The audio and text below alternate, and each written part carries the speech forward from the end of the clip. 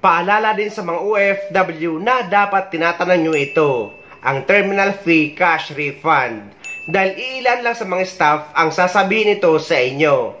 Dahil kapag katapos nyo mag-check-in, ang sasabihin agad nila ay dumiretso na kayo sa immigration dahil napakaraming pila. Kaya huwag nyong kakalimutan tanungin ang inyong terminal fee cash refund. Doon lang naman yan kinukuha sa kahiliran ng check-in counter doon sa gilid. Dahil sayang din ang 550 pesos na terminal fee cash refund kapag Emirates Airlines kayo. At sa NAIA Terminal 3 ako sumakay.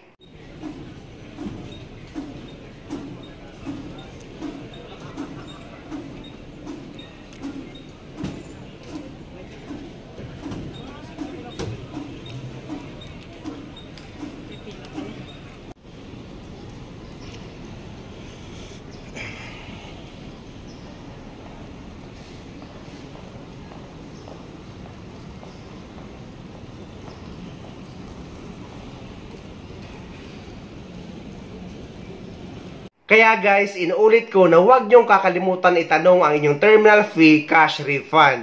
Dahil base sa obserbasyon ko sa mga OFW, na kapag sinabihan sila na dumiretso na sa immigration dahil nga napakaraming pila, ay dali-dali naman sila pumunta agad sa immigration. Nakalimutan na nilang tanungin ang kanilang terminal fee cash refund.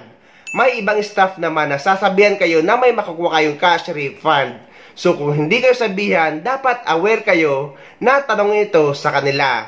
Take note din na dapat may 3 copies kayo ng inyong printed OEC. Dahil staff mismo ang nagpapaalala niyan sa inyo. Dahil yung isa upon check-in ay kukunin ang isang kopya at yung isang kopya naman ay kukunin din kapag nag-claim kayo ng inyong cash refund. Karamihan kasi sa mga OFW na mag-claim ng cash refund, pinapunta pa doon sa may nagzi-xerox sa NAIA. So, malaking abala yon. At yung pang-3 copy or yung pang-3 kopya ay yun naman ang titingnan sa immigration.